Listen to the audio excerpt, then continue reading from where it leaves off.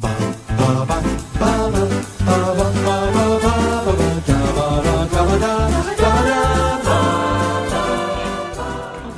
I promise. You are forever in my debt. Why is she always here? What kind of spell has she cast on you? I can explain perfectly. Would you like me to? You promised to end it. Why didn't you? I thought you understood what friendship means. Tell me about your friendship with Mrs. Hart. I've been hearing some rather alarming rumors. Her preference is for the younger man. Where is she? Surprisingly young. You've cost me my family. Don't play the good mother with me. Why? I don't know! I gave you exactly what you wanted. You think this is a love affair? Please don't diminish our... What? We are bound by the secrets we share.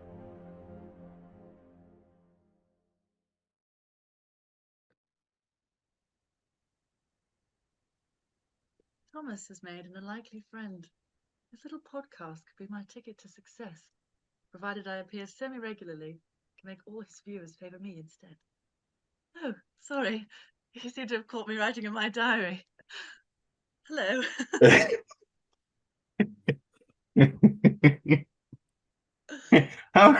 Right. I just want to get this out of the way. This can't be a dragon tattoo situation, so you need to tell me now. It is not a Oh, dragon situation. I have some opinions that I feel almost certain you're going to disagree with, but it's not of it. That's absolutely fine. I've got a few things, a few little things. But this watch again, the clincher for me was this past time on the cruise, they do this thing where they will have like a certain film, and for some reason it will be on like once a day. Mm-hmm. And for some reason, Notes on a Scandal was on the drama channel. Now, I already loved Notes on a Scandal. I'd already watched it a couple of times, but that week I watched it a series of different times to the extent that the situationship I was in came in on me watching Notes on a Scandal again and said, that feels like they've caught you doing something very, like, sordid. Well, in a way, it is. Yeah, no. You said you'd stop this time. I'm not going to talk about the intricacies of our relationship, but it was like one of those. It was a period of time where it was, oh yeah, you leave first, and then I'll come knock on the door. And then she knocked on the door, and she was longer than expected. And I was just sat there, okay, yeah, no, I'm watching Notes on a Scandal again. I will say as well, for the more astute viewers of this podcast, you'll know that we've gone straight from our Christopher Guest series to this. And it's a hard pivot. I've got to be honest. I was not prepared. Was I? I think I sometimes set people up for failure when I describe it as a dark comedy, because I think, as funny as it is, I can't remember what my experience on a first watch. And yeah, well, no, to be fair, I would probably describe it that way as well, but this is from the same two people that think Marriage Story is a comedy. Oh, sorry, the greatest comedy of the decade, yeah. The greatest comedy of all time. There is that like 10-minute pub confession where you also, we're recording this the same week that May December comes out, and I've watched May December. I've had watching this, making notes, watching May December and writing its review, and listening to the 7-hour Notes on a Scandal podcast audiobook. I'm kind of done on middle-aged women having affairs with underage boys for a while. Like I've had enough intimate detail of the philosophies and mindset for a couple of weeks. Yeah. I actually think they're a very interesting pair of films, because not only do I love them both, they both play a very fine line of camp and melodrama. Yes. Like we can hash this out fully.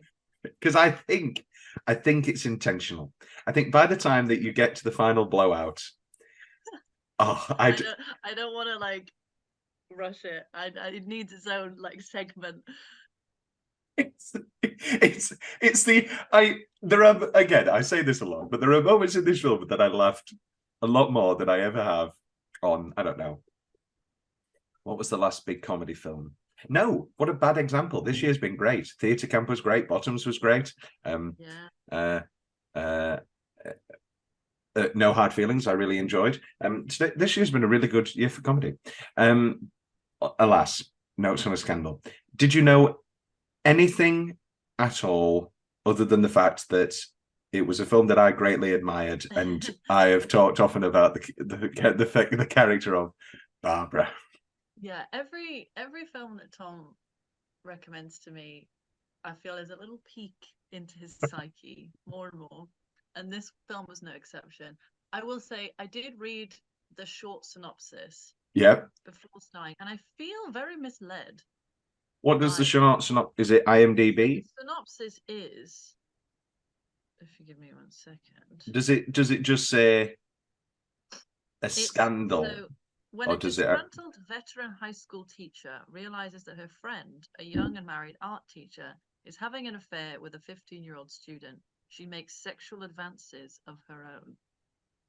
It's terrible. That is very misleading. We'll talk about the use of the word affair, because it is very 2000s, but I take much issue with it. With the word affair? In calling it an affair. In that context. And I understand we can still call it a sexual affair. We're not justifying it by calling it an affair. I know, but like it's just like it just strikes the ear very wrong. And like that, yeah. Yeah. And the way that Barbara lets it pass. I do What were you in? Right. So the peek into my psyche, in what way are you referring? Well, you already said that I was going to see Barbara, her character, and realize why you loved her so much. So You're immediately so wonderful. my head thought, oh, this is going to be an Annie Wilkes type. And obviously, we're kind of drip fed that, not to the same blowout ending, of course, but it's very, very similar. Very, brooding, calculated women, but like with a soft spot and like a deep loneliness. Yeah, deep loneliness and despair. Yeah. And like you said, it's that line between camp and melodrama that I think in your writing you explore so much, and as a viewer you can appreciate so much. Does the ending of Two Ladies make a lot more sense now? So much. I was like, what deep recesses of film has this come from? And now I understand. Right. So I listened to the audiobook, which I haven't done before. But it was quite a hit book. Now the book's set in the 90s, which adds a different element to it. Like they're using a pager. Connolly keeps using a pager, and he's presented as a sort of Essex rough lad. And there's other things about the book which we can talk about later. In broad strokes, did you enjoy Notes on a Scandal? I very much did. I thought it was a really fascinating conceit. It was a good character study. As Tom likes to say, it was tight 90 minutes. It is. It's so wonderful. It's 87 minutes. That is, and for a sort of big sweeping drama as this, it just moves. And it has like a perfect kind of 3-act structure. Again, there are changes, but I think on the whole, very interesting. And I didn't expect to like it. Based on what? I don't know. That synopsis is shit. It is a shit. And also, like, just the themes. Like, I didn't know how it was going to be handled and if I was going to approve or... I didn't know if my discomfort would be by design as, like, a viewer, or Yeah. if it was going to be like, I don't think they handled this very well. You No, know? I understand. Yeah, there is that midpoint where we reveal what the scandal is and what we're going to be basing the majority of this film around, where you realize Barbara's choice do not reveal.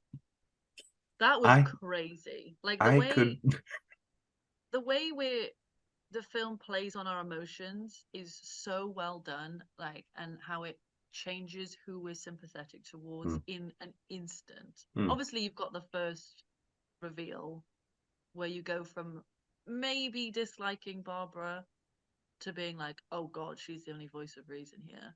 Sheba is actually crazy. And then the slow turn again of, oh, I don't know if I should be written for either of them.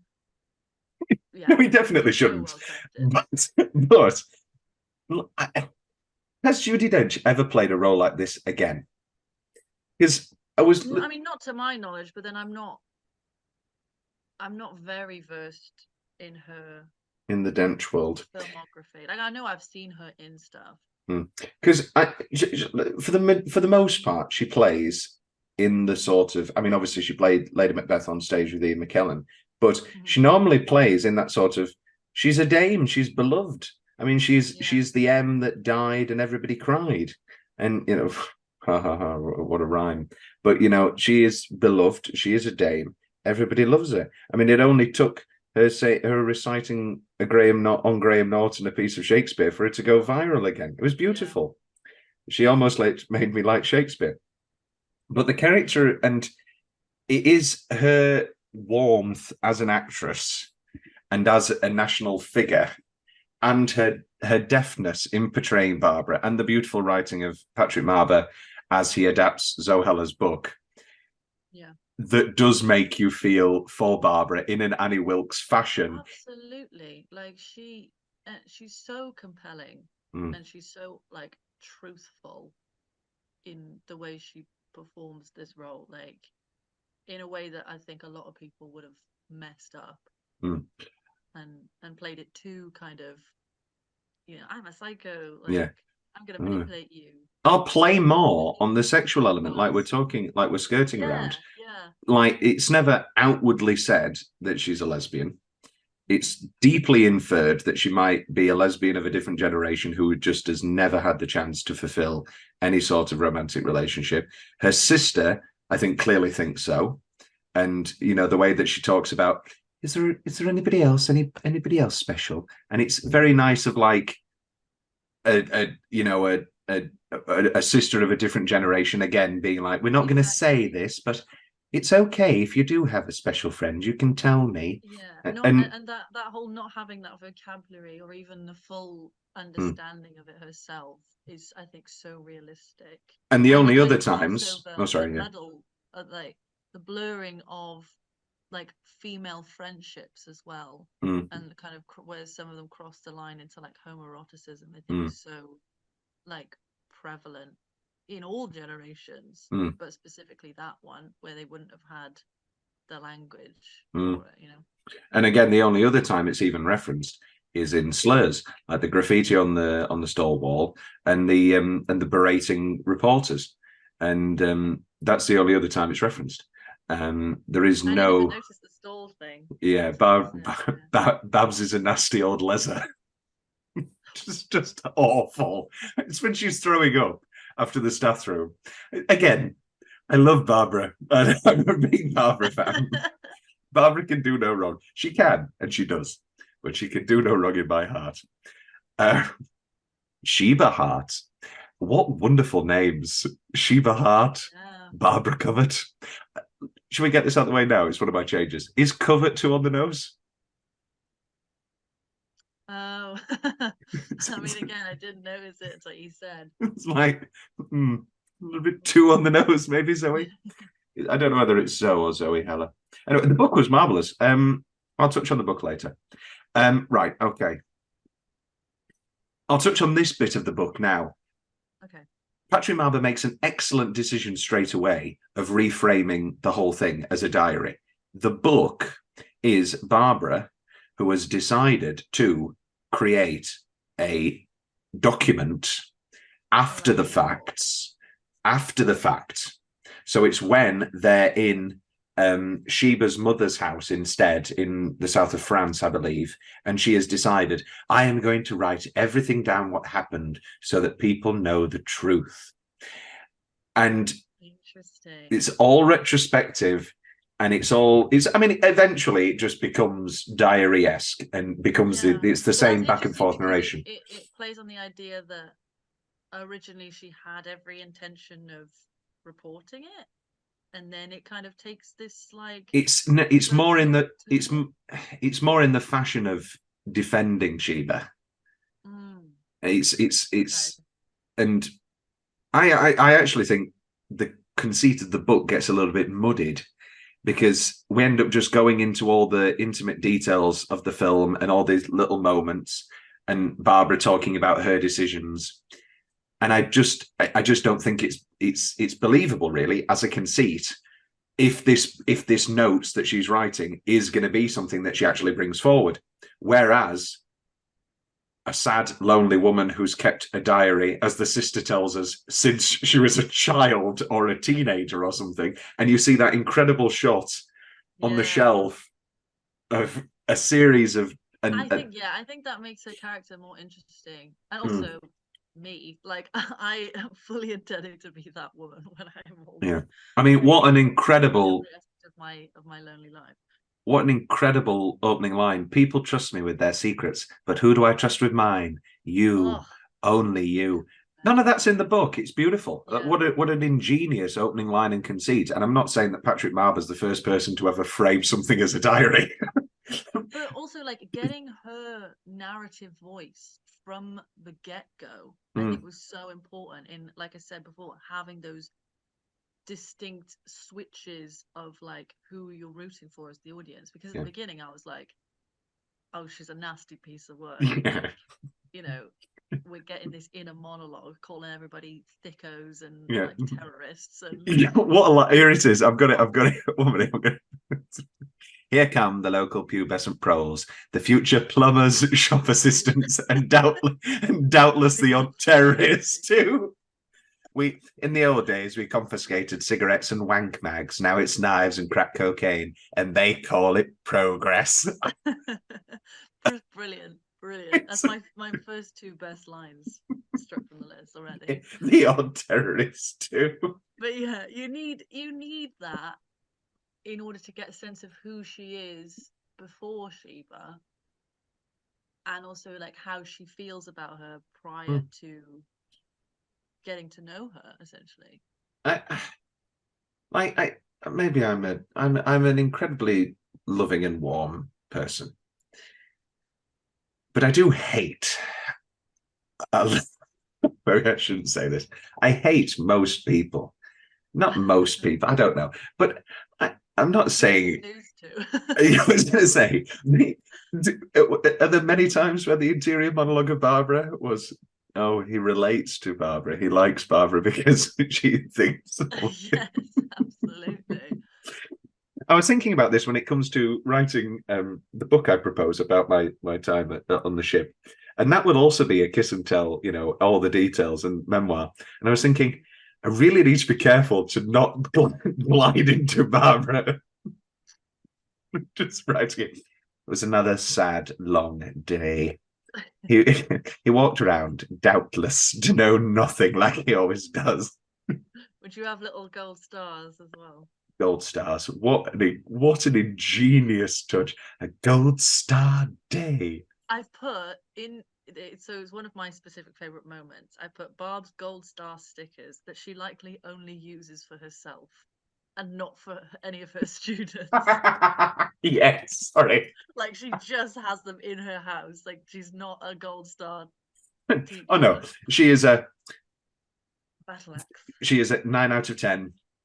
Do you think she's ever written well done? Maybe like a fine job. She definitely be the teacher that just puts like 3 question marks next to like a, you know. That's another thing that plays in this, is the wonderful class element. In that, you know, Sheba is of wealth, married off on an affair with a lecturer she had when she was 20.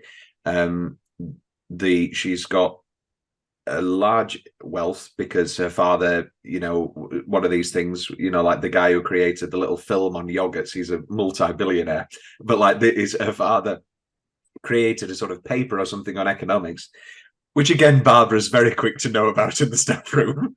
Yeah.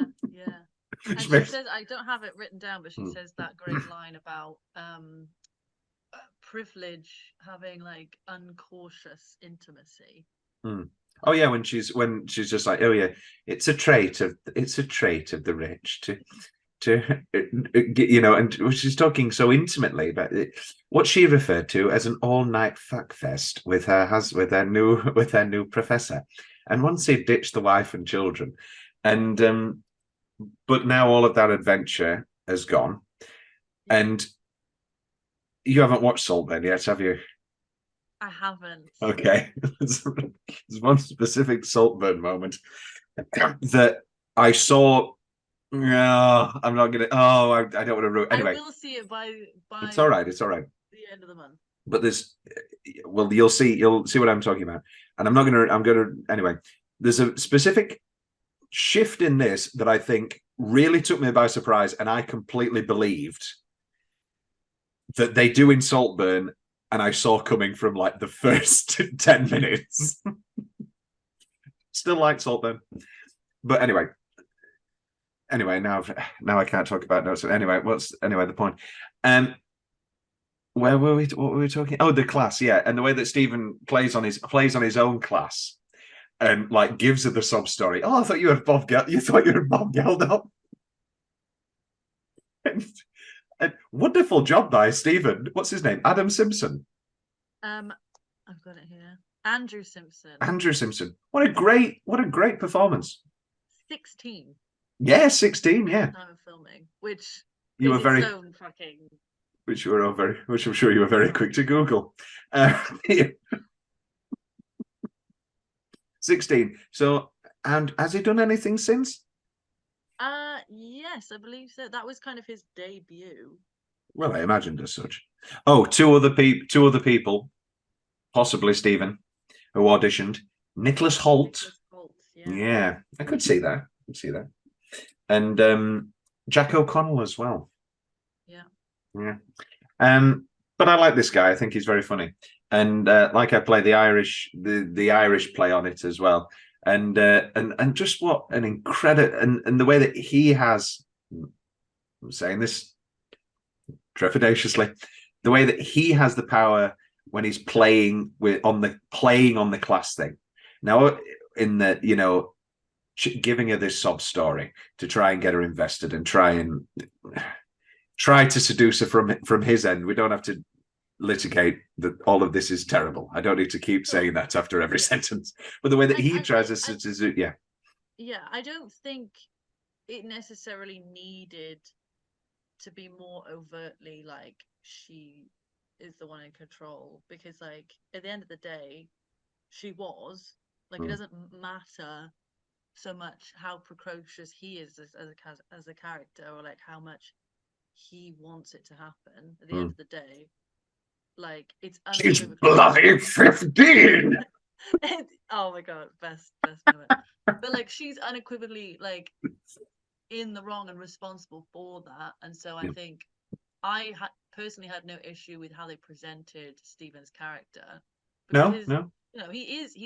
He's a bratty year 10 boy trying his luck, and like I think it wasn't necessary to paint him as a victim in that overt sense, even though he is. Like I feel like I registered that as an audience member without needing to.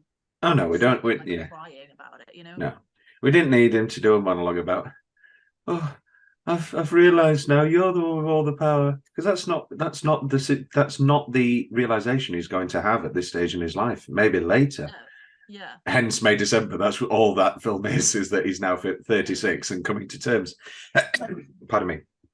But I think there's like a series of 4 incredibly deft performances at the core of this film, That, I mean, will we ever have again like Judi Dench and Cate Blanchett, two of the biggest actresses of all time, and they're just in this small British independent film?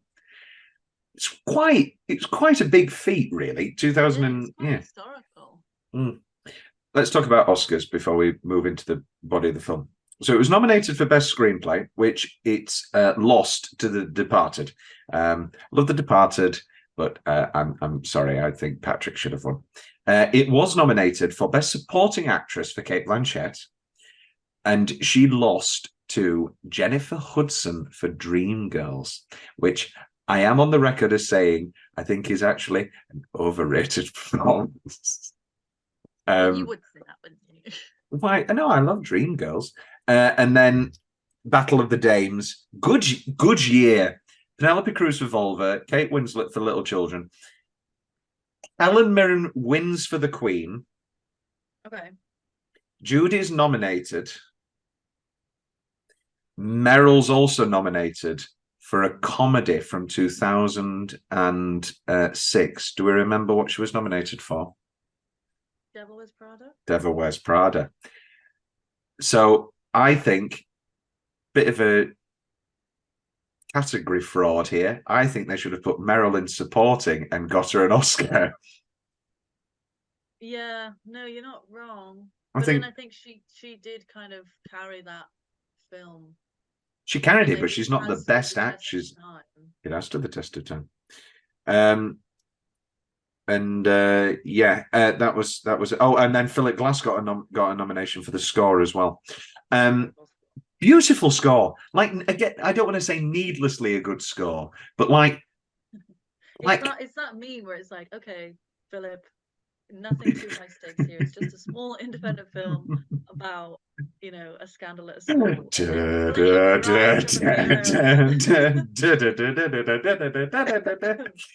It's the moment where it swells before lasagna disagrees with my bowels. I'll have a small portion. And the orchestra swells as she just walks up these little steps. Incredible. A couple more quotes from behind the scenes before we get into the film. Judi on Sheba. She's a very different kettle of fish, and that's what Barbara's attracted to. I don't know why I did Judy's voice as Barbara's voice. Cate Blanchett. Sheba's mistake is that she's misjudged Barbara and categorized her and underestimated her despair. Yeah. Wow. Perfect understanding of the characters. And Patrick Marber talking about, he says he thinks that somebody should do it as an opera. I think it would make a great opera. I agree, and we get quite close. I've just seen my first opera recently. Oh, what did you see? It was like a double bill. Can't remember the first one's name, but then it was Pagliacci. Was the second one? Don't really know my operas. Lots of affairs, lots of jealousy, lots of. Where did you see it? At the ENO? The Opera House. Ruby's work perks. Oh, yes, she does work at the opera. Yes, I forgot about this. Yes, I need to get involved in that, don't I? Yeah. I need to. Do I watch Wonka on Sunday, or do I? There's the Nutcracker. Yeah, the Wonka on the Nutcracker. the decision of all time. Best 10-minute stretch before our first break. I have Sheba coming on the scene, and the coffee with Sue, and I've got an announcement. You're leaving. No. Oh, you're pregnant. Yes. It's absolutely wonderful. Yeah, I've got the getting to know Sheba, specifically from is she a sphinx or is she just stupid, to I knew we'd get on. Okay. I've got it here. Hard to read, the wispy novice. Is she a sphinx or simply stupid? Artfully dishevelled today, the tweedy tramp coat is an abhorrence. It seems to say, I'm just like you, but clearly she's not. It's just majestic. And then I've got Barbara's Unraveling. It's a little bit less clear of a stretch time-wise, but I've got it around, like, Portia dying. Oh, someone has died. Someone has died from when she finds out that obviously she's unwell to when she has to put it down is amazing. And again, plays into that sadness. I know that she's an awful person, and I know that with Jennifer, she probably drove a woman to attempt suicide, so she had to leave her fiance or whatever. But I feel so sad for her losing Portia, her cat. When she makes that little voice, when she finds Portia vomiting, and she goes, "Oh," it's like, "Oh, Barbara." I have here the first going over to Sheba's home life. And that reveal that it's just like a sort of regular... the reggae dancing. I agree with Barbara. The reggae dancing is atrocious. Far too far. And just, the reveal that Ben's got Down syndrome. And that, again, for Barbara's vision of this perfect nuclear family where, you've got a suave young lawyer. And they're incredibly, well, they're not incredibly happily. Obviously, she seeks out the affair, but they are happy for what they are. And Barbara's, mentality around these things, it's just wonderful. And then when she gets all dolled up and gets the new jacket and the new shoes and does her hair and brings the flowers, and then Polly just strolls in, flops on the couch, dressed like shit for a Sunday, and she says, "Are you going somewhere? You're dressed up." And she's like, "Yeah, I have an appointment in town later." Again, poor Barbara.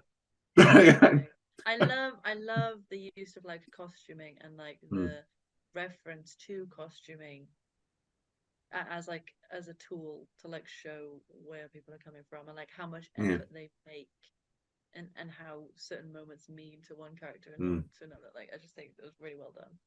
Well, one of my specific favourite parts is when Barbara comes over again, when Portia's about to die or some period, when you get the first announcement, and it's the reveal of then the phone ringing, that someone's in your garden. Oh, miss.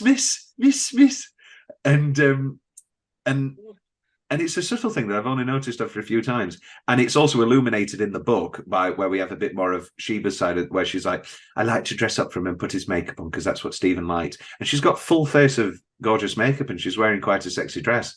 And it's only like after the scene that you realise, oh, wait, yeah, of course she has, because she's getting dolled up for a romp in the shed. When my cat's about to die. Stroke my arms. We used to do it at school. Do you want to stroke mine? It's incredibly relaxing. I just love Barbara.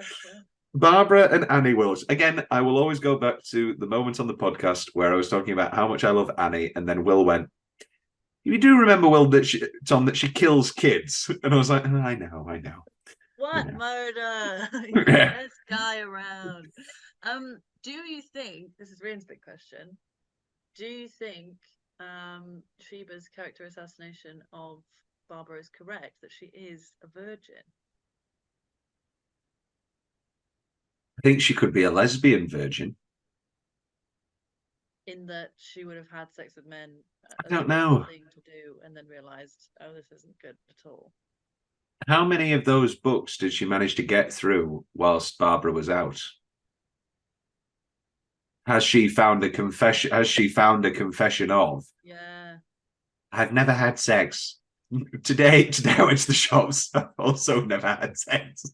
Well, she talks about being touch-starved, but that can just be like... That's just all of us, darling. Without someone. Yes. I don't know. I think she's definitely never had a fulfilling lesbian experience. I think. Yeah. And the real question is like whether you think it adds anything for her to be a virgin or not. No, particularly. I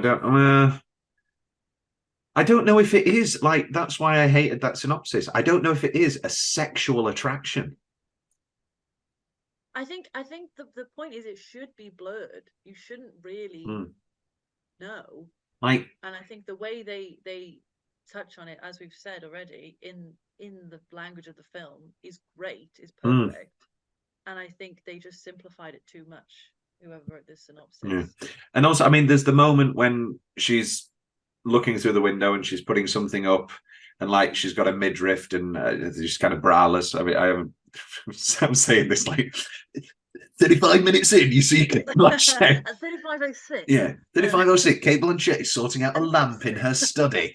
And she's got like her shirts lifting up, and like Barbara, and she smiles, and then Barbara like nervously hurries off. Yeah. And I guess the arm stroking. We all used to do it at girls' school. The other best 10-minute stretches, the pub confession, and it all coming out, and I think the editing's sensational. And again, talking about that rhythm and pace. Also touching on that, the Christmas show, and Barbara looking through the tiny slit and her eyes widening, and just that glimpse of Stephen's back that we see, and then catching Sheba in the moments after of going, oh, what a fuck, oh, that was great, and then going, oh no, what am I doing, and then having to hurry up, and all those moments that Cate Blanchett manages to convey in 5 seconds or so, and Barbara's wide eyes through the people is marvelous. Brilliant. And then obviously the blowout, which I will save. Yes. How much time actually passes from her finding out to her then? It's September because it's new school year. Yeah. It's the Christmas holidays when Barbara finds out and pulls her in the next day for a pub. And realizes that it's been going on that whole time, essentially. Yeah, more or less. Well, so the day I helped you out, it had already started. Yes. Well, I'm glad I was such an aphrodisiac. And then we went to the art room, yes. And then it kind of gets blurred of how once it's rekindled when Portia dies, and that sort of it's effectively, I believe, over a school year. It seems to be, because they're making plans for the summer, and the dad and they're making plans for the summer. Fucking Dordogne. I distinctly remember you saying, if I was in France, I should. No, welcome to Popeye. If I happen to be in France, I should drop in. We didn't mean it. Well, fine, I won't come then. That is just like astoundingly good. It's like in Francis Hart, where they say like really offhand, like, "Oh, we have a house in Paris." I'm probably not going to go to Paris. I'm actually going to Paris this weekend. Yeah. It's just wonderful. That should be a film. I mean, maybe it's not a whole film, but somebody actually showing up. Hello, Mrs. Covett goes to Paris. You know what, Dave? Oh, Mrs. Covett Goes to Paris, the musical. Is this where, right, is the matter that it's all about assault on a minor? Could we do some sort of parody sequel for a Fringe play or something? Nobody knows enough about Notes on a Scandal, do they? Let's do a double bill. This and Doubt. All that Doubt. That was supposed to be Welsh. It's all the doubt. Oh, surprise Gavin and Stacey cameo. From where? Adrian Scarborough at the Christmas dinner. They're not Jim and Pam, that's The Office. What's the name of the best people in Gavin and Stacey from Essex? Oh, Pam and Mick. Pam and Mick. Mick was at the Christmas dinner. Oh. I don't know if there's a deleted scene or he wasn't that big yet. But it's just like, how's that friend of yours, Barbara? That Jennifer. Wink, Jennifer Dodd. What can we touch on before our next break? Best building or set? The shed's pretty cool. Would you like something like that in your house? I don't know how much use I'd get out of it. I mean, my parents have just moved to a house with like a little summer house thing that my dad, who's still stuck in 2020, apparently wants to make it into a bar. I'm like, we can go outside now. It's a marvel. That took me a second. I was like, why? What was wrong? When did bars not become cool? What have I missed? So there was this thing. We've got a minute to talk about it. Yeah, no, COVID happened.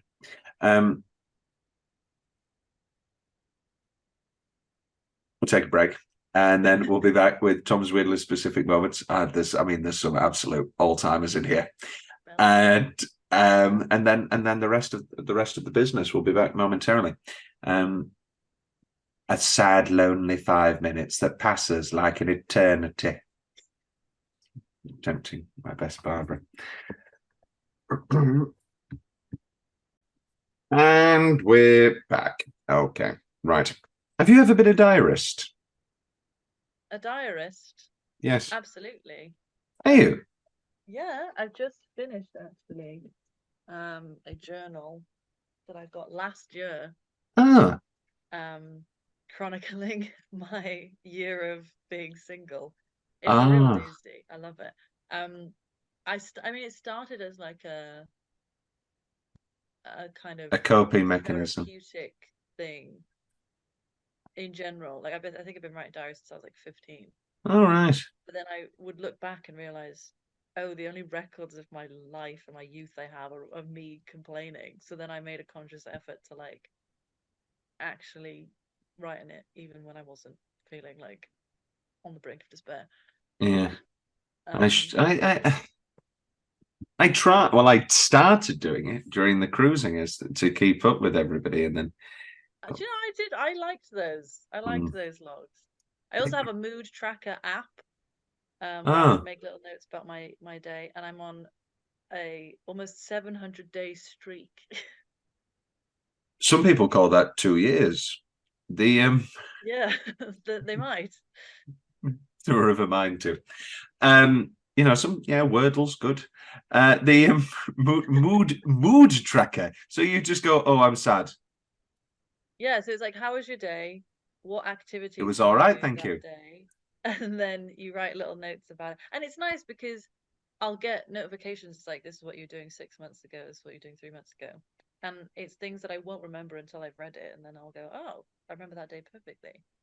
I understand. And you can also, I mean, I don't pay for premium because it's a fucking mood tracker app. Everything's a fucking racket now. You might as well have a ring. Premium, you can track the trends of like what potentially is making you sad. So like if you do a lot of the same activity, I know mine would just be, you're very sad when you have to go to work. And I'm like, yeah, I don't need premium to tell me that. You're very happy when you've got a meeting with your friend in 2 days. Exactly. I'm very excited. That's gonna be a rad day, I know it. A rad day. Yeah, it goes awful, bad, meh, good, and rad. I was happy, yeah, you do you. Until you said that its grading scale concludes with rad. And you know what? I think I probably could edit it if I wanted to, but I don't. She uses this incessant application where she rates her days from rad to awful. The most of it. But oh, if she could only understand the life of myself, where I understand that all days are awful and I don't need an app to track it. Tom's weirdly specific parts of the film. The phrase wank mags. The absolute stare of hate when the bell goes off and she turns around and the students get up, and then you can go. Did you pause? Did you have a Barbara-esque teacher? Do you know what? No. Like I didn't have many teachers that like struck fear or like were kind of no nonsense. I had a couple. In fact, I probably had more Shebas in the sense that, you know, I had young teachers that were trying incessantly to like relate. Oh, okay. Not to that degree that I know of. Actually, no, we did have a few male Shebas. That could be the name of the play. A few male Shebas. Female Shebas, yeah. But like we had a lot of younger teachers that were trying very hard to be like, I'm just one of you. You know, like not that much time in the game. Yeah. As it all fades with time. Just the phrases limp little Brian and fatty Hodge. And just like that is the first 10 minutes, and you're just like, who is this woman? Yay! Is she the narrator? Yeah. The thing Sheba does when she's disheveled and messes with her hair, this is the most messy hair performance Cate Blanchett's ever done. She's constantly oh, I'm flustered. Barbara doing an Irish accent when speaking to Stephen. Don't play the hero with me. Don't play the hero with me, Conley. Do you think Kenneth Branagh watched that and thought, Belfast? What if that was a whole film? Yeah. She inspired it. The little smile on Barbara's face when she talks about when she's Sheba's foam on the lip, and she's just like, it's like she will remember. That will be the moment forever. I adore lasagna. Yes, a parallel at the end. Not so subtle. Not so subtle. I adore lasagna. And then when she puts the first gold star, a gold star day. The principal after the Christmas play, when he's just like, very good, well done, very good, very, very enthused. They go more into him in the book, Pablem, and they talk about how he's he's the new guy on the block and he's trying to bring in a new regime. And like they touch on how, they've not had an art teacher in a while, and he's trying to, because they're in a low catchment area when it comes to, rough kids and like low scores, basically. And so it's this guy named Pablem who they've brought in. How old is he again? He's 15, but he's quite mature for his age. And I know.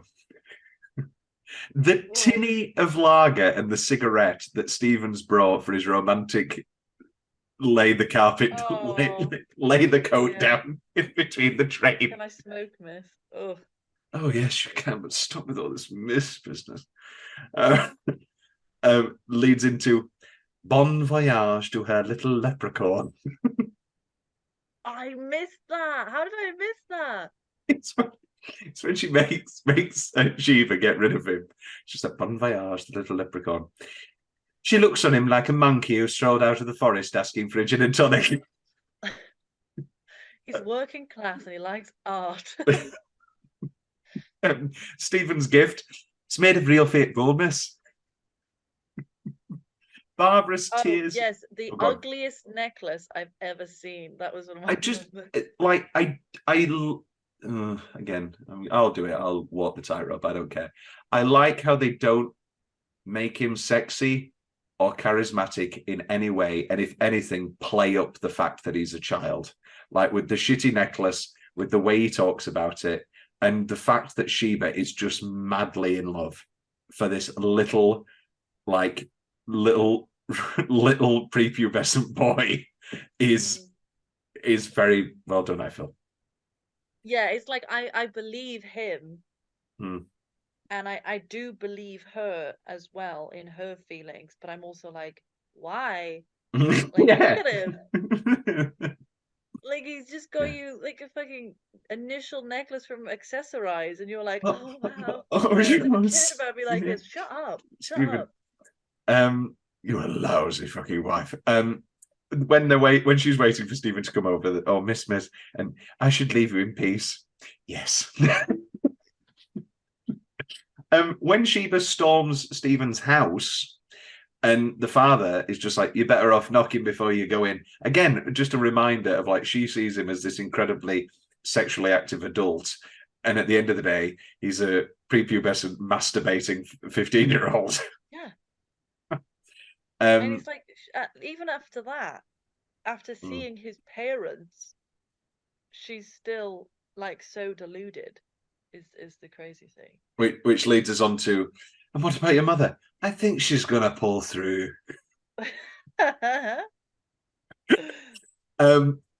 Right. I've looked these all kind of in together, but Bill Nighy, when she comes, when Portia's about to, someone has died, and I think you should be very, very careful. And it's the first line we hear from him is in the car when he goes, Ben, why don't you make her vanish with your wand or something?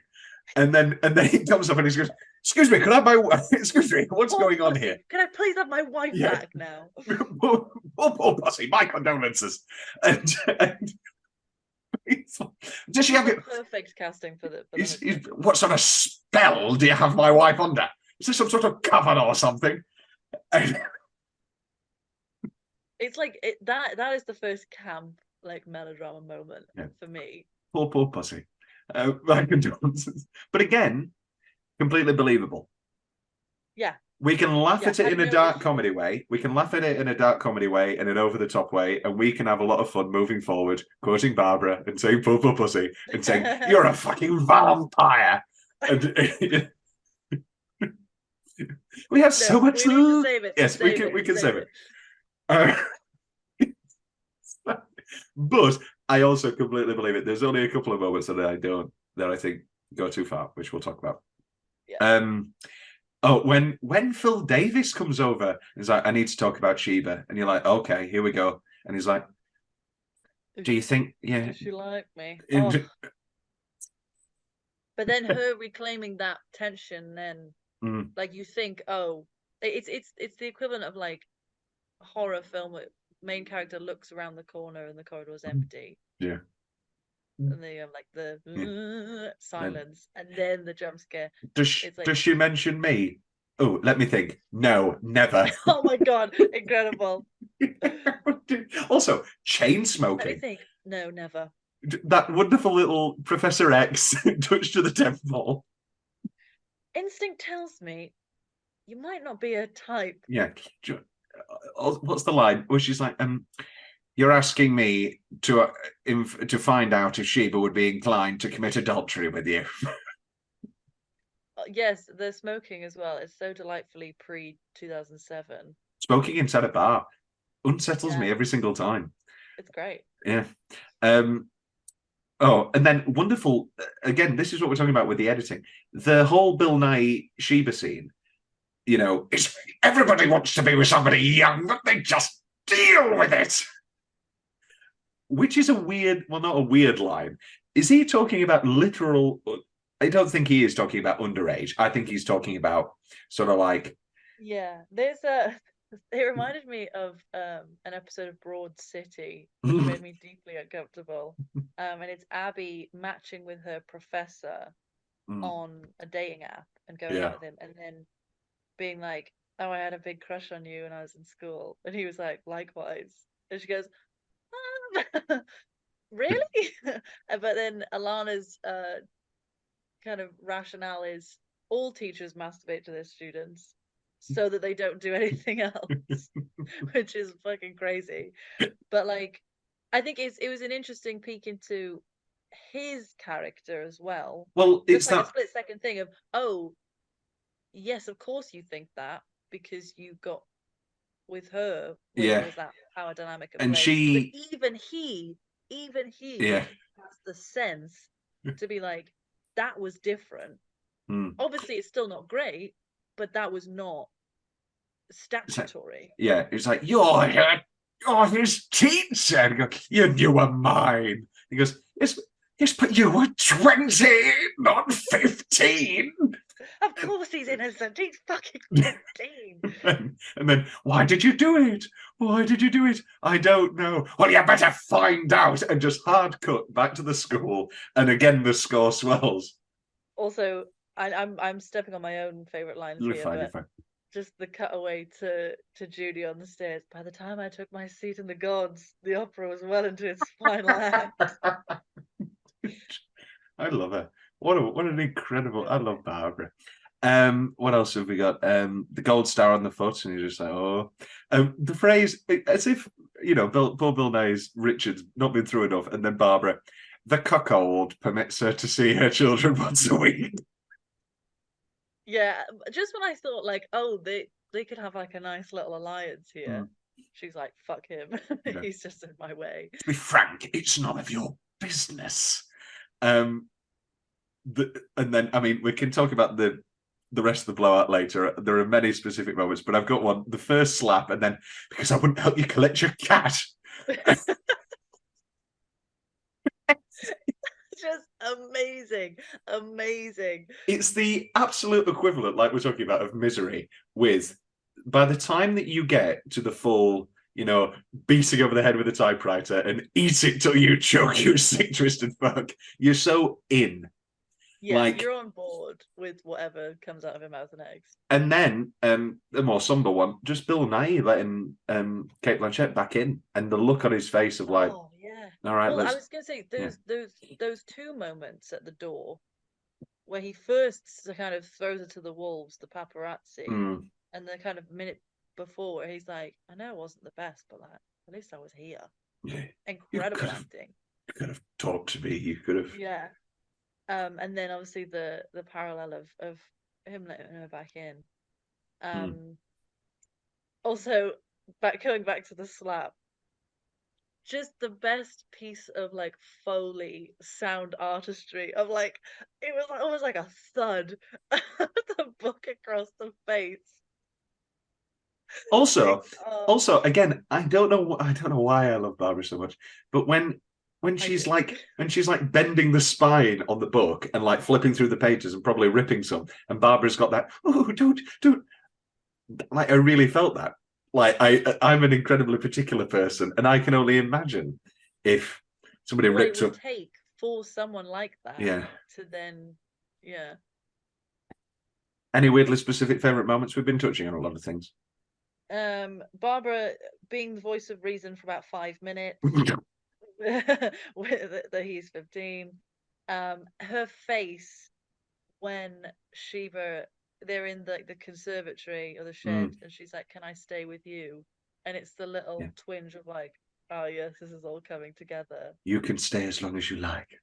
Oh, just like such good soundless acting.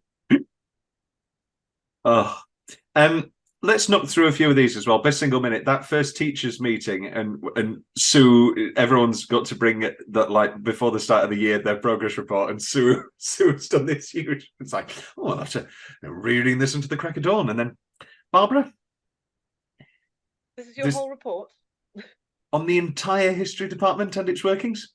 I think you'll find it quite thorough. And then it's like, it's just like, the history department is exactly the grades that this area would get. Nothing has changed. No, but she's put it in a Polly Pocket. Now, do we like her teaching history? Like, is that? Yeah, it's fine. I don't have any issues with her teaching history. Do you? Yeah. I don't know if. Yeah, would I think it has to. Could you? Should it be maths? And so it's the exact exact polar opposite of the arts. Is it? Yeah. Is it that dichotomy? Is it clear enough? But then I think like history, you could also make the argument that it is still quite like a feminized subject. I don't know. My best history teachers were men. I had a couple. I don't know. I think that's. I don't know. Bliss. Barbara getting ready. Love her. Christmas with Barbara and that first mention of Jennifer Dodd and Julia McKenzie, again, one of the great actresses, British actresses, showing up for like 30 seconds. There's no deleted scenes on the DVD, and I don't. And I. She was there for one day of filming. She was wonderful. You know, is there anyone else, someone else who's special? I don't know what you're referring to. Portia being ill and the phone ringing, and that, you know, oh, miss your sweet, and on the phone is wonderful. Oh, that was so. For folks at home, Tom asked me to provide 3 gifs of my reaction. I just needed to prepare myself if this was going to be a dragon tattoo situation. I needed to steel myself. I had a woman dropping her phone and looking horrified, and I was like, "This is Barbara."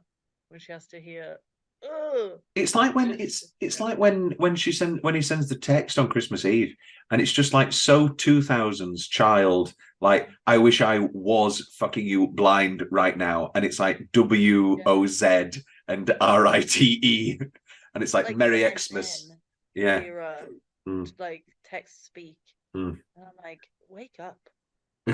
and again, she's just like, oh, Stephen. Like, My hair. Honestly, we're still quite sprightly.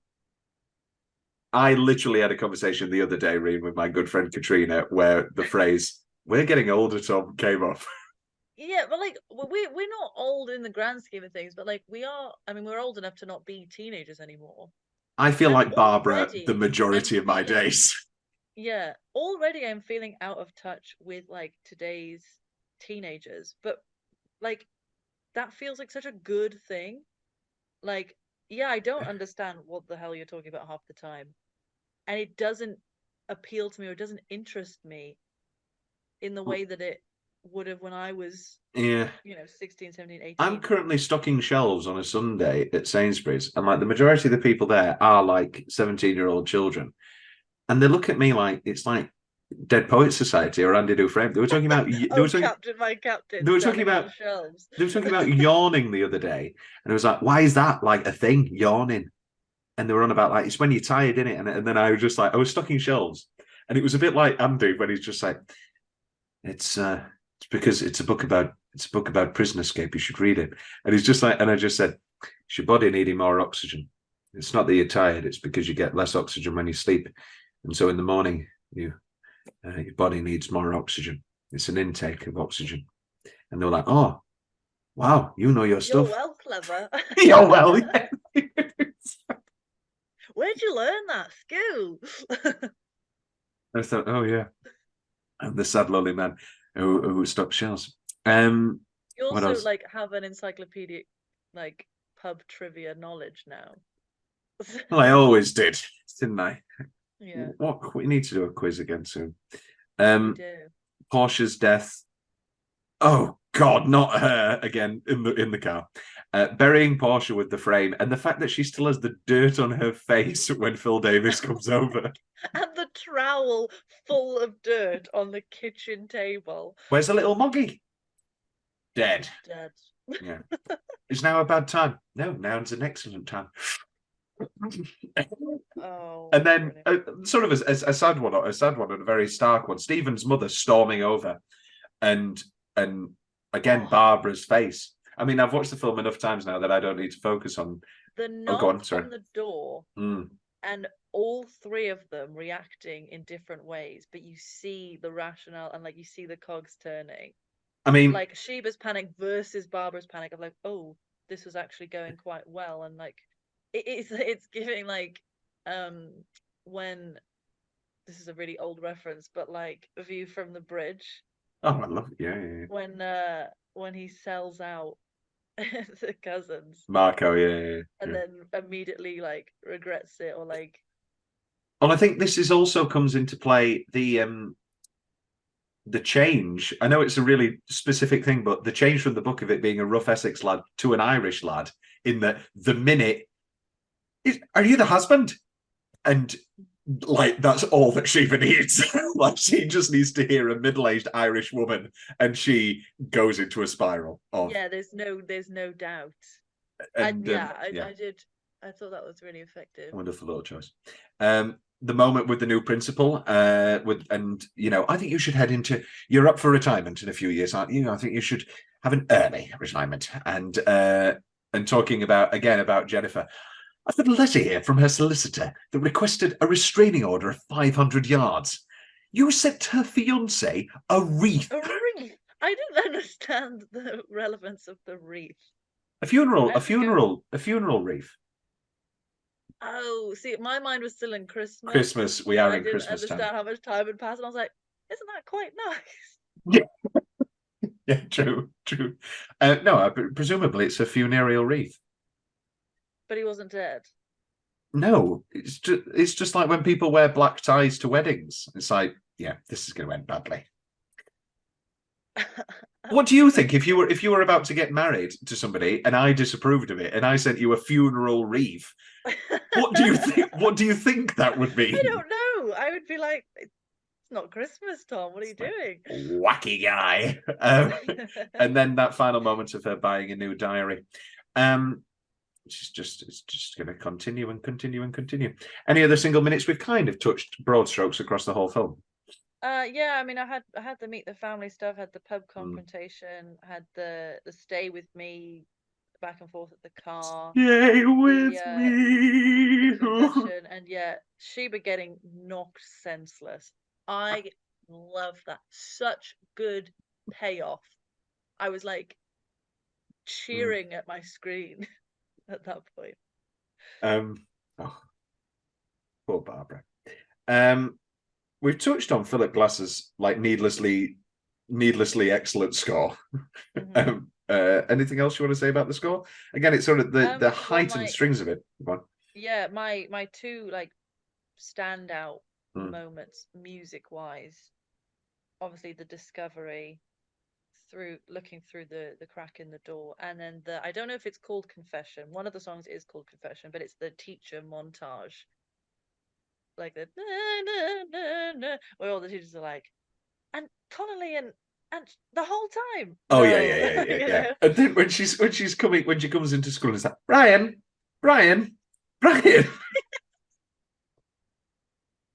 Yeah, brilliant. Oh, I love it. We can watch Notes on a Scandal again together now and have a drinking game of any time, Barbara. It's wonderful. Oh, what would you? Yeah. Is that a new game for? Is that a new podcast thing?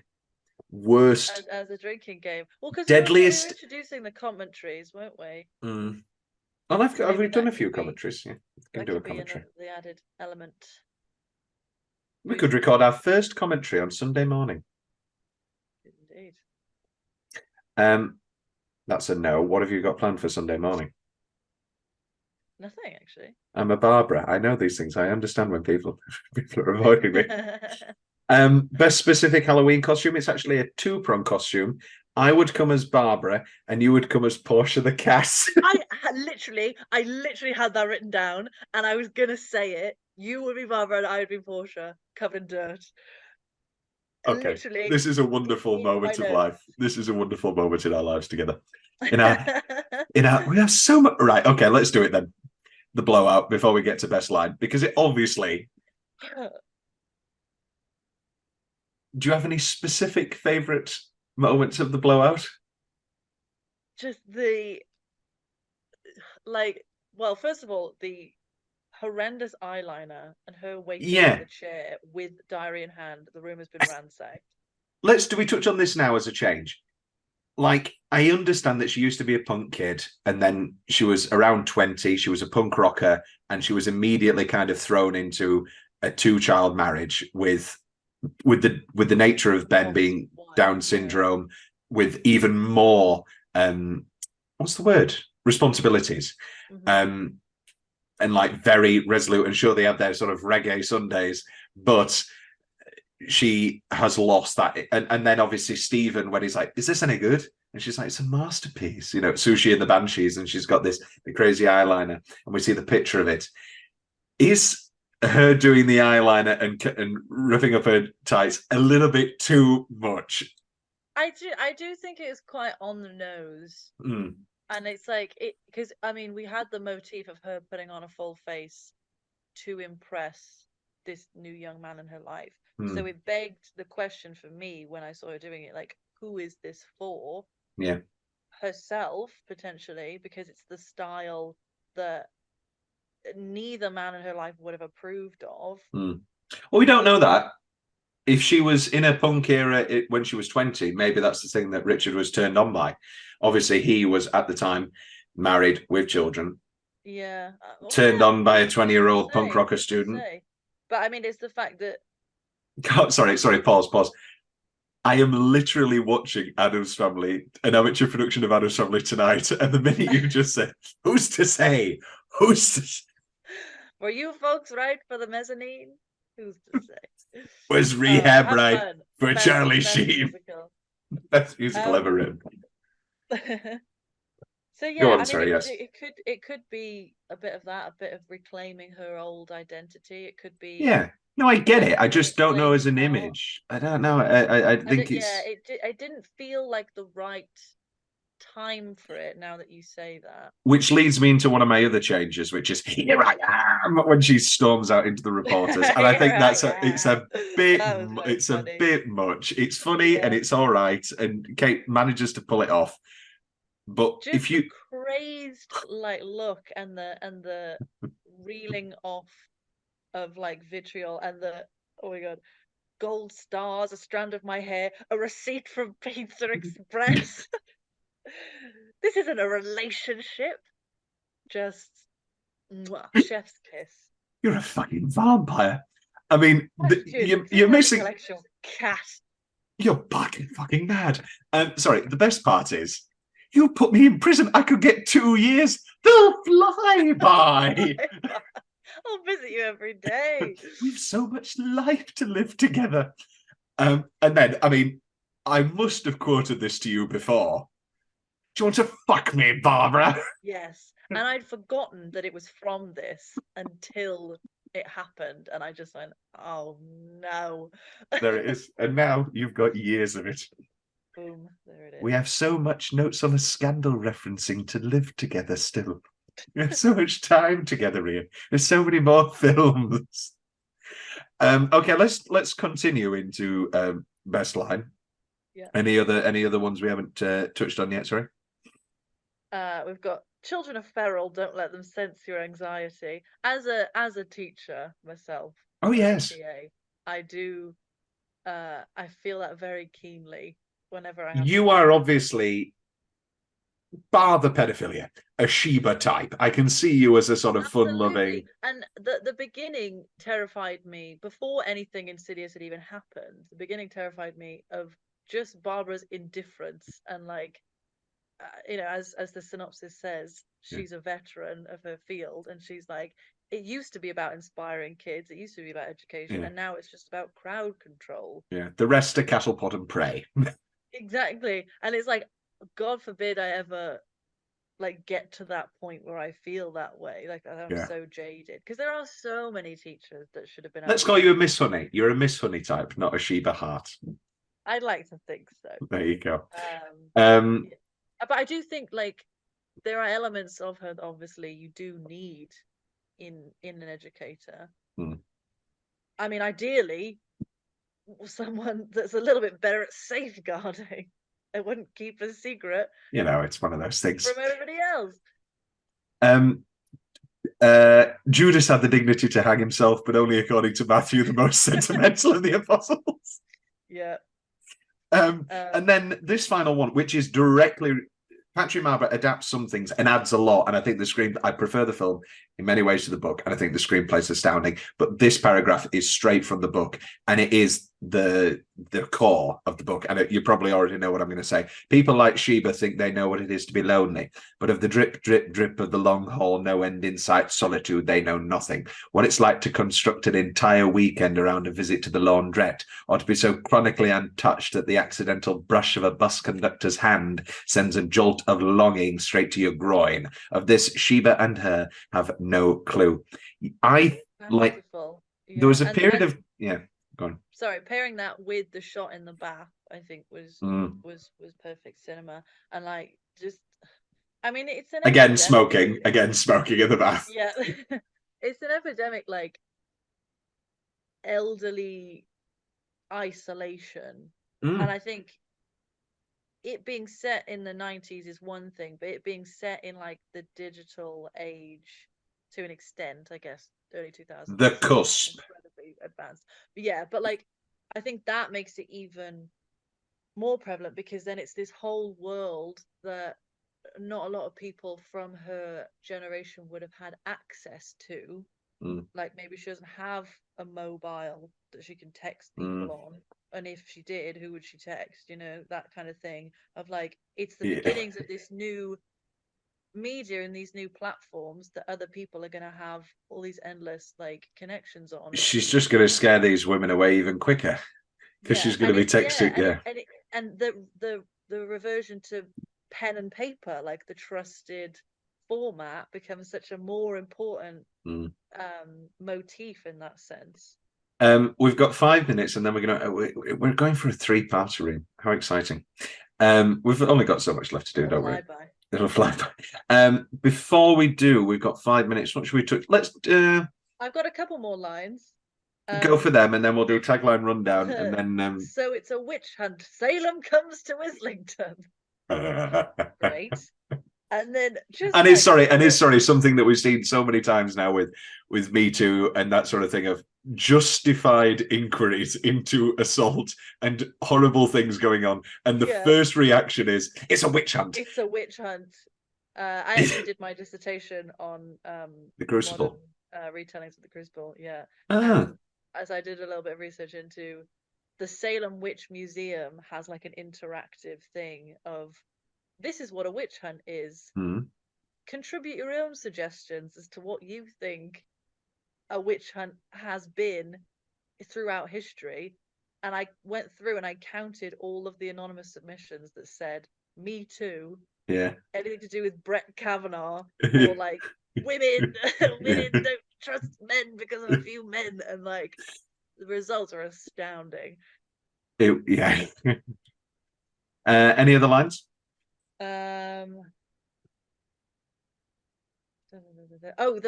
So I hate the paparazzi, as many people do. There is something about, sorry to interrupt, there is something about the British press that has obviously been so dismantled with the News of the World thing, but is still ever present. Like when it comes to British laws about paparazzi and sorry, continue. Absolutely. And like just like the vulture nature of like the tabloids and stuff. But I will say, in this world of camp melodrama, the little snippets from some of the paparazzi are incredibly funny. Look, it's the crone. Yeah, and then she disappears for 5 minutes, just enough for to Sheba to find the journal. And what do they say? The Cronath return. Just awful, just horrid. The height of British journalism. This is a very serious attack on a minor that led to an elongated affair and has a whole school in the balance and has a very young child at the heart of it. And what is the British headline? Sex teacher scandal. Sex teacher arrested for 18 months. Yeah. But I do think that I don't know if it was directly based on a true story, but there were stories that it was partly inspired by. Yeah, and there's those loads were of the types of headlines. Of course there were. Yeah, I mean, like they were punchy, you know. Yeah. I mean, the book goes into it more of like, you know, and one particular wonderful author the other day commented on an appreciation for the student body, and I'm sure he found that very humorous. And Barbara just judging the penmanship of all these different lackluster journalists is very good. Tagline rundown: loneliness can turn one into a monster. I don't know. I think that's a little bit of a simplification.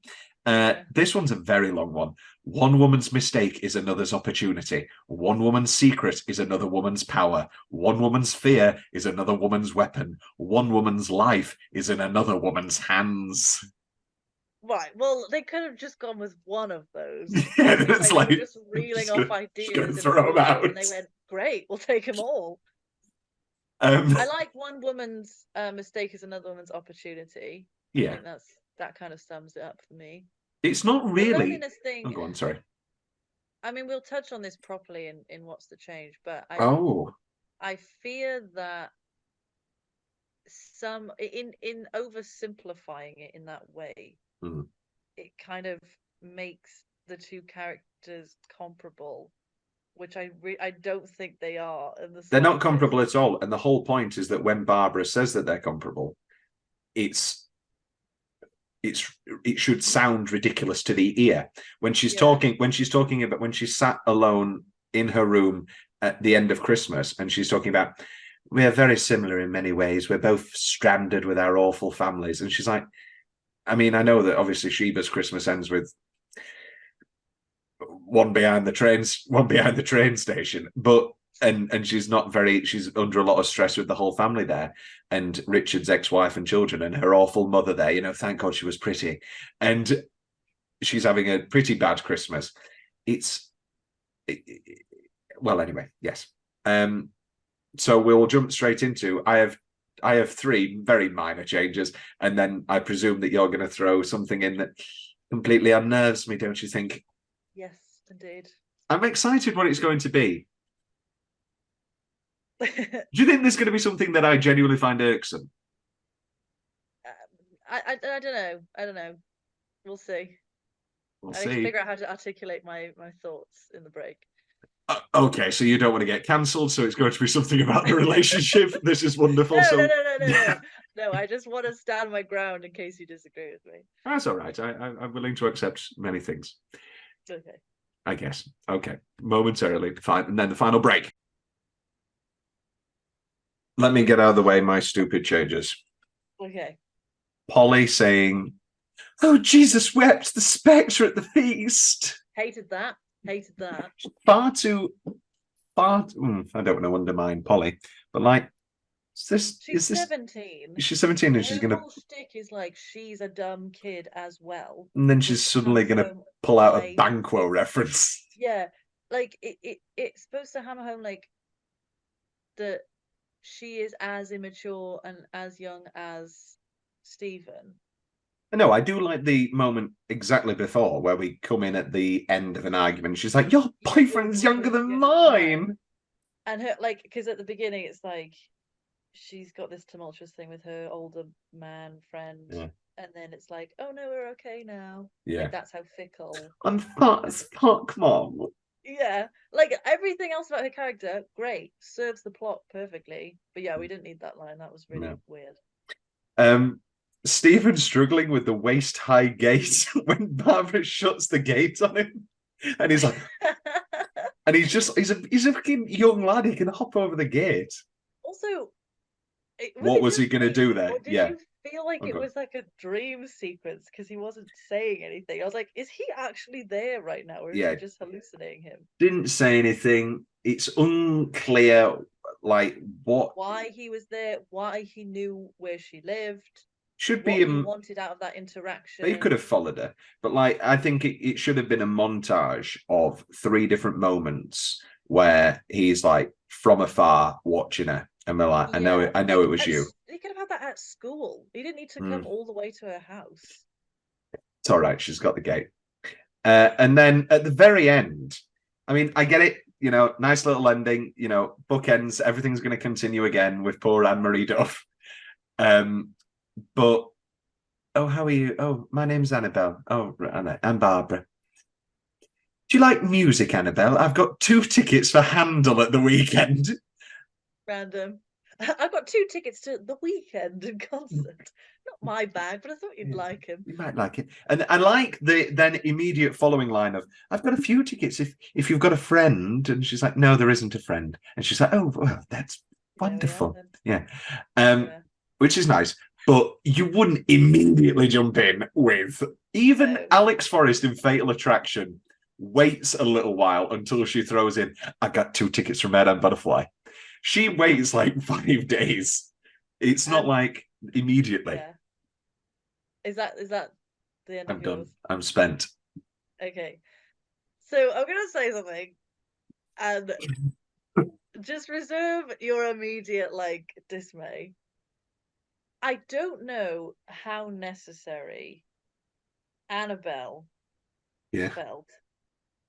And I dare say, I don't know how necessary Jennifer Dodd was in this whole thing.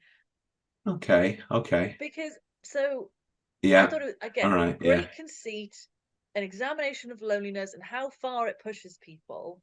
But I think it had the potential to be just as interesting if this was the only time that Barbara has seen herself go to these lengths. Like, because again, in not trying to make her situation comparable in any way to Sheba's, this kind of serial psycho picture that has been painted for us, like, oh yeah, she's actually more dangerous than Sheba ever realized, like she should never have trusted her. I don't know how much that has held up since 2006. I don't know how much it was really needed, because I still got the sense when examining just their relationship from beginning to end, I still got that drip feeding of, okay, she's starting to unravel now. She's pinning a lot on this relationship. And yeah, I don't know if I needed the whole restraining order backstory, or I'm going to make a new friend and it's going to be... The ending kind of fell a little bit short for me, I got to be honest. it's very neat. Yeah. It's It's very like, oh, this is just gonna repeat on itself. But I didn't get the feeling that I feel like it was meant to create of like, oh, she's on the prowl again. it Like also she's gonna feels a little bit ruin some other rushed. girl's life. It also feels a little Yeah. bit rushed and preemptive. And it Like, didn't feel fair. It's like, yeah. okay, we get a rounding of Sheba's story, Mm. but it's like, why are we ending on Barbara as this predatory? I think there's a better ending possibly with that beautiful cutting back and forth between Barbara buying a new diary, starting to write again, and Bill Nighy letting Sheba in, and then maybe Barbara just looks over at the paper and we just see that glimpse of sex teacher done for it. We don't even need that. She's definitely going to get convicted. We don't need the confirmation of the newspaper. Yeah, I think it would have been fun to have it end on a scene where Barbara's visiting Sheba in prison. I don't know if that's too. I don't know if that's too on the nose. Sheba wouldn't but have it allowed. Sheba plays wouldn't it- have allowed it though. Sheba wouldn't have. You have to say, "I will see them," don't you? You can't say, Yes, you do. And so I Okay. wonder if it was like, okay, the first few months she doesn't accept visitors, her husband doesn't come because he's still pissed off at her, "Yeah, and eventually then she's at the point of loneliness where she goes, fine, she can come and see me. but And then it's like, hello, friend, I've got you some presents, you know? yeah." But the husband is by her side, and I like that element of the headline and the picture there, Yeah. and that Richard's come to accept it. Let's talk about this. How many other changes have you got? Because Well, I had the thing about calling it an affair. yeah, then but I that's think not. Yeah, that's not really I a change, though, is it? that was Sorry. that was kind of something I put in at the beginning because I took issue with Barbara saying it, but then by the end I kind of understood. And also you had the other teachers acting as and Bill Yeah. Nighy acting as the voice of reason. We Like, don't this need isn't a any. fucking Yeah. affair. This is a crime. You know? I didn't need the sex scenes. Okay, yeah, I thought this was what you were I alluding think to. it was better unshown because you can see. I mean, the thing with like. Would we him say back and then- scenes? Are you talking about like the 3 second? I think personally, the sex scene and then them like making out for like way too long. okay. I think personally, the 3 second. I was going to say blast. That's not the right word. The 3 second like little blast or whatever that we get at the end of Christmas Day, where like after all that, and then it just immediately cuts to pump outside the trains, like by the train, and just like I know. I don't like it. I'm not gonna argue this point. Yeah. Also, I like as much as I will give Andrew Simpson his flowers, he shouldn't have been cast in it. In what sense? Sorry. Because he was 16. But he's 16. I know, but I'm not gonna get on it. I'm not gonna. How many 30-something-year-old actors you get playing high schoolers every other TV and movie? There were just ways around it, you know. Isn't all right. Okay. Also, this is a broad. Oh, completely out of pocket. IMDb was like, Andrew Simpson was 16 at the time of filming and didn't hesitate to have a sex scene with Cate Blanchett. Didn't need that either. Okay, don't put IMDb on Richard Ayres. Okay, can we talk about this? I'll put IMDb on blast. We haven't mentioned the name Richard Ayres once, who directed this film. We haven't we haven't mentioned Richard Ayres was a Rose Bruford. What's it called? Where the honorary president or whatever. Oh, like a fellow. Yeah. You get an honorary degree. Yeah, he directed the movie Iris with Kate Winslet and Judi again. But not really like a story, an incredibly storied theatrical director. And that also adds the sort of theatrical element of obviously Kate and Judi and Bill Nighy are all storied theatrical actors. Sorry, what were we talking about with the pederast? Oh, sorry. No, this is a broader topic. Do you think casting somebody who is older and just looks younger gives an out, because even if they look younger, they will still, to some extent, look older than 15. I'm now doing the tightrope. I think you've got to have somebody who looks believably No, 15. I see where you're coming from. I do, but I think there were always going to be ways around that. I mean, how old? I don't know how old Nicholas Hoult and all the other, you know, I'm guessing they were all around the same candidates age. I'm were. guessing they were all the same But age. yeah, I just think like I don't know. It is an incredibly risky move and one that I've not actually. I don't actually know what Andrew Simpson, says about it in hindsight, whether Hmm. he's glad to have had that to kind of because it also like it was his first credit, and so there's a natural power imbalance anyway with someone who that's their first foray into the industry, Hmm. like and that Yeah, I understand. I'm not going to especially make. in the 2000s of like I'm an actor, this is what I do, Mm-hmm. like yeah, I just No, think I'm not going to was make the argument. I'm not going to make the argument that it needed to be longer or there should have been more. again, incredible actor, like did a really good job, but I don't think having him do that scene was necessary to the plot. We know what she was capable of. We know what they did. Hmm. And there's the element of like show don't tell. It's like But I in think Misery, you don't need the actual shot of his feet we do getting crushed to we do bits. get one of them. We do see one of the But feet. you don't necessarily need it because you've got all that Yeah, build up, and then you've got his face. Yeah, but the And argument the is that we sound and the yeah, but we guttural, like, do see one of the feet go, Rhian, and that well, is I a closed my complete. eyes not a bit anyway. You So did, and that's a complete one-to-one for me of saying, do you not think? I'm sorry. Do you not think showing for 5 seconds how shit quick behind a train shed and then they're smoking and then they're drinking a tinny adds a far more interesting element than us never seeing it, and we can romanticize it and then she be more on not more on Sheba's side, but we can kind of fantasize an ideal. You know what I'm trying to yeah, say? again, Yeah. I do, you make a very solid point, but I think again, like there's because you're talking about all of those elements of like Hmm.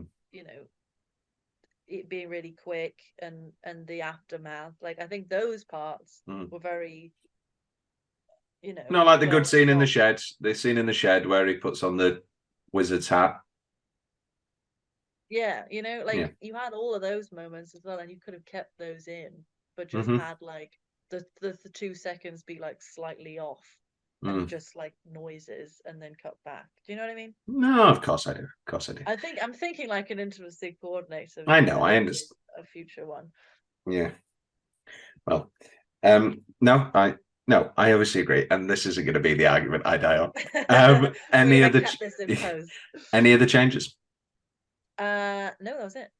So that okay, that's nowhere near that. But like, I don't know. I thought you would have had like you thought I was going to be to the Jennifer Dodd. Oh no, not really. Because No. I thought it was equivalent to like Annie Wilkes killing all those kids, but you conveniently forget about that anyway. It's like, and what? She had a friend, and the friend, yeah, I agree, probably with Jenny. I agree with Barbara. Her friend. What's wrong with Jennifer was probably a bitch. Yeah, Jennifer was a bitch. She said I was too intense. What? That I love my friends too intensely, and just that immediate back and forth.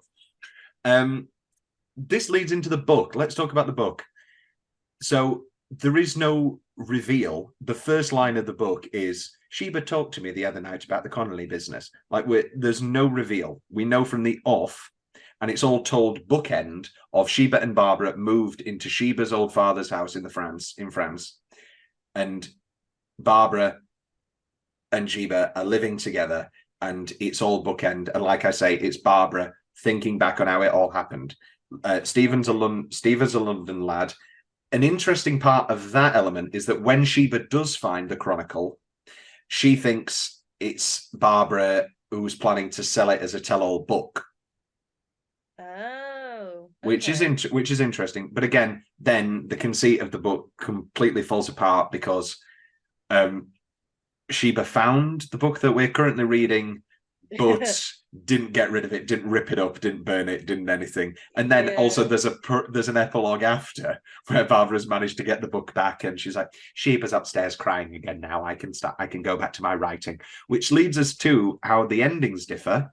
The ending is Richard's completely will not talk to Sheba, and the book ends with Sheba and Barbara still together, even though Sheba found the book, and Sheba's in the basement making like a sculpture. She's like clay. She's more clay sculpture than art in this, and it's clearly some sort of sexual image of Stephen.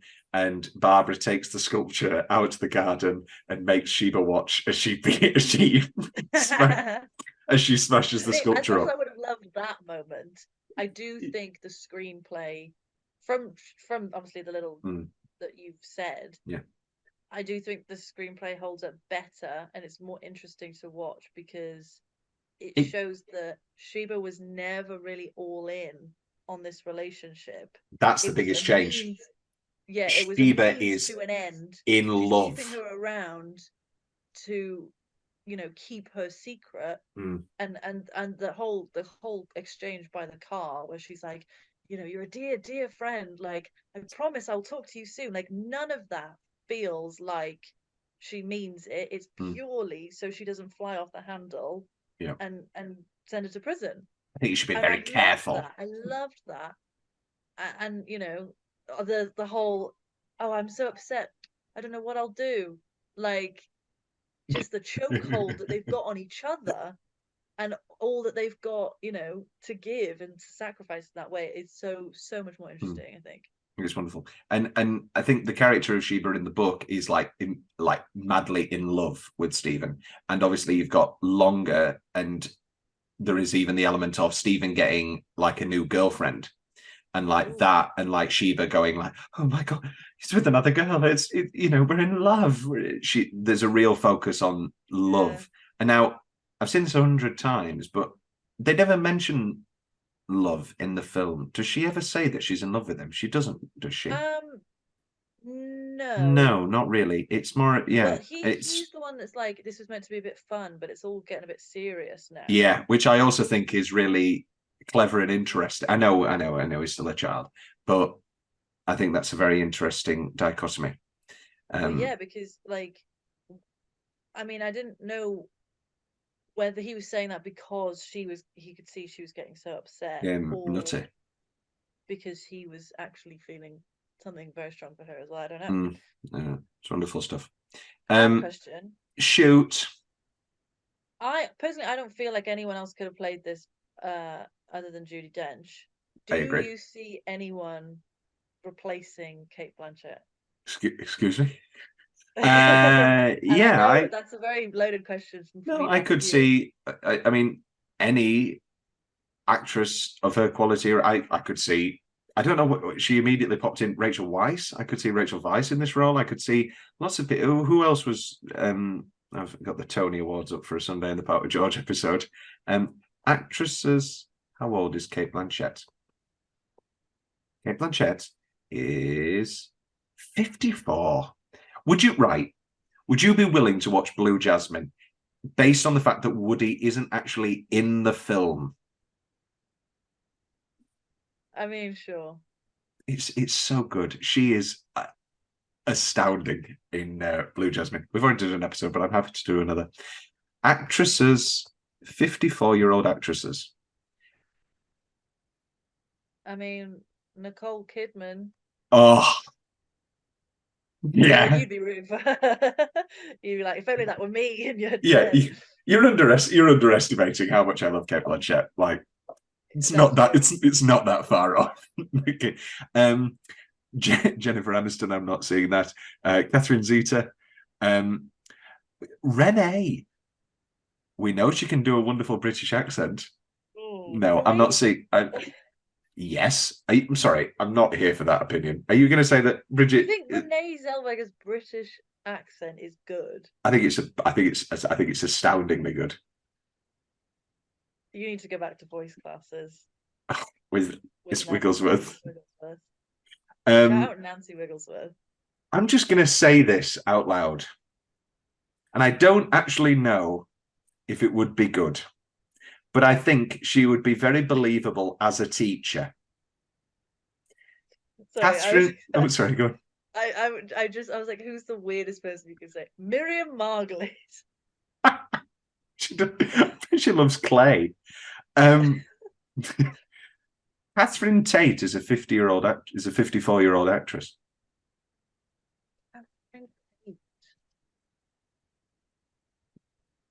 I think I just believe I can believe her as a British teacher. Yeah. And again, I know we're getting into weird territory.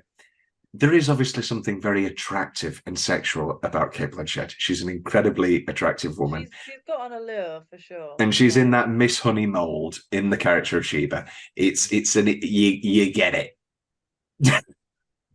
Yeah. No, I see where you're getting at with Catherine Tate. I think that, I mean, this is going to sound awful, but like, I think she's most known in the 2000s for Donna Noble. Oh. Very kind of rough around the edges. And when we were talking about class and stuff, I don't know that. Well, I think she could. No, I take that back. I think she could play someone who was ascended to this kind of WASP status and is now kind of out of. I think it's doable. Like, I think the working class. I do think she could play that, but it's not something that she would have been known for at the time. No. Yeah. Right, a couple of fun facts, and then I've got a hot date with my friend Will Rhian. So Cate was Leggetter fame. Of Leggetter fame, yes. Carruthers, Leggetter Whoever. It should have been called something else. Cate was originally up for Julia's role in the movie Closer, and so in many ways this is a sort of Patrick Marber reunion. Judi apparently is a big crossword lover and did a lot on set, but Bill Nighy is no good at crosswords apparently. Jason Reitman read the script and wanted to direct it. He called up the producers on the phone with the intention of getting the job. The producers answered, "We are in the editing room right now, but I hope you'll like the film when it comes out."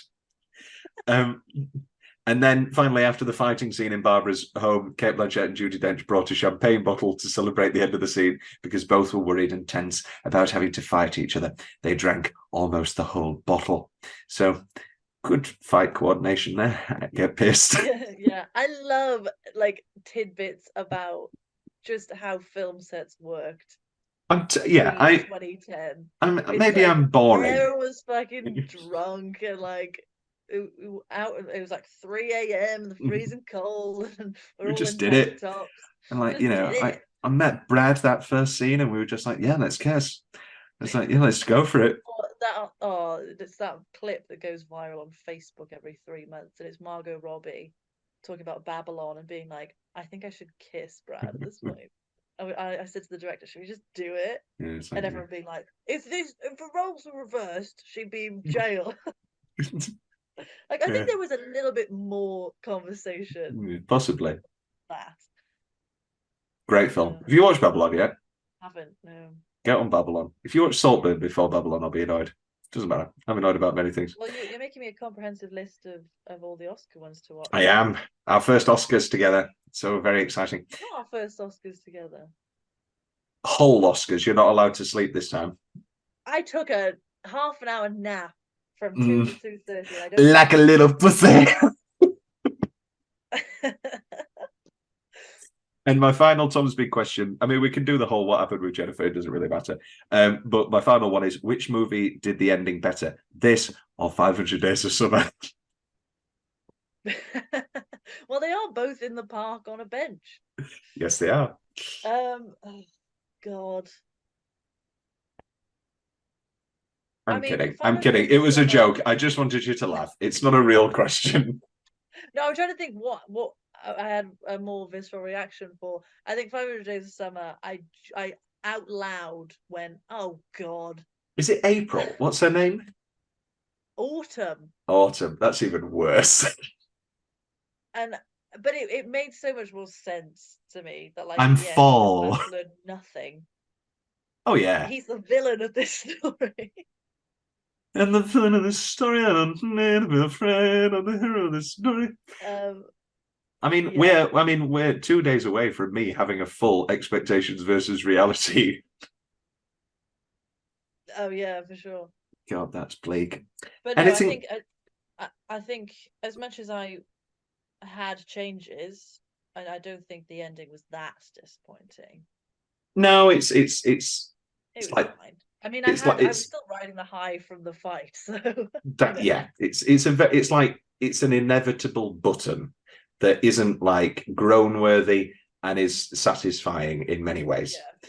And yeah, is in many ways a perfect if on the nose ending.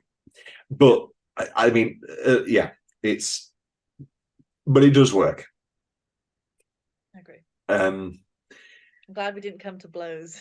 I prefer this. I prefer this to the book ending. I think I'm not Yeah, one. from the sounds of it, I think I would too. I enjoy the book. Film gives Sheba a lot more agency, and I don't. I mean, I don't. We've not got time to then do a big speech about should we be giving a pedophile more agency. Yeah, I mean, I think it was a perfect balance because I was very compelled by Cate Blanchett's performance, Mm. and I believed it wholeheartedly, but as the average Joe audience member with a bit of sense, I could also be like, "You're crazy." Mm. Like it was she was justifying herself, but not to the point where I thought this is wrong. Yeah, for you to make, it's to make that yeah. judgment. Well, I'm very, very You know what glad. I'm saying? Yeah. I understand. Well, I'm very, very glad that once again, I don't know why I keep putting myself in this situation. That's the inevitable tragedy of this podcast is this, and also it's Notes on a Scandal is kind of my little gem. Like Yeah. nobody Bare your really. soul with a lot of these like niche. I hope maybe this will be the next 45 years where people look to it because it's the only we're the only people talking about this film. No, Now. there is one other podcast called it's a wonderful podcast called The Movies That Made Us Gay, and it's always sort of like campy, and they do a wonderful episode about it. And This film. yeah, well, Oh, God. it's just the title. They're now 200 episodes in. The film Notes on a Scandal didn't make them gay. It's just it's a wonderful podcast, and they did an episode. But as far as I can tell, that's one of the only other podcasts. And yeah, this 45 years, Marriage Story less so. But I feel Marriage Story over time is going that way, and I'm not enjoying it. Like that was a huge Oscar-nominated like film. It's fading into obscurity almost. Not really, not even obscurity. I'm not that naive, but like, does anybody talk about it anymore? Besides us, I genuinely think like it's gone. Like it's going. I mean the meme Just so still sad. holds up, and I have the sound bite of every day I wake up and I hope you're dead. Wish you were dead. On my Hinge profile. So I hope that it stays relevant long enough for people to still understand what that is. Can you play me that clip? Because I want to hear your impression. This is the final thing we do. It's directly from YouTube. It's not me doing it. Oh, that's a shame. A lot. Every day I wake up and I hope you're dead. It's more like every day I wake up and I wish you were dead. Like if Henry. If you get an illness, they get hit by a car, die. It's so wonderful, Rhian, that we now have a whole new. Is this going to be a film that you will joyfully quote with me? Yeah. It's wonderful. What a film. I can't wait for our first in person. Do you want to fuck me, Barbara? You're barking mad. You're a fucking vampire.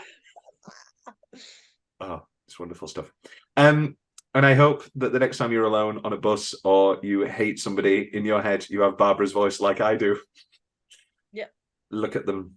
Like the other day, I was just in the market and there was just a group of arseholes dressed in like hunting jackets. And I thought, they're dressed for the hunt, are they? They think they'll hunt a woman, I think.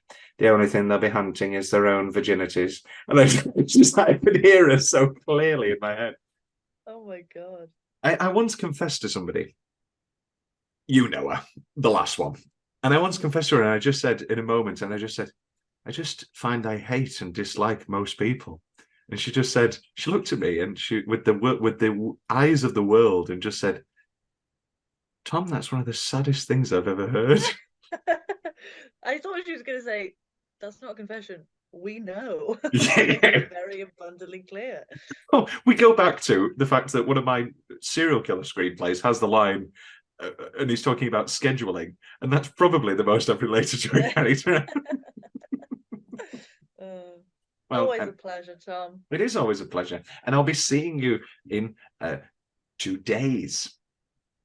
Very exciting. When you're teaching. Well, in the meantime, you'll be teaching. Yes. Hopefully, you've been inspired. Future terrorists of tomorrow.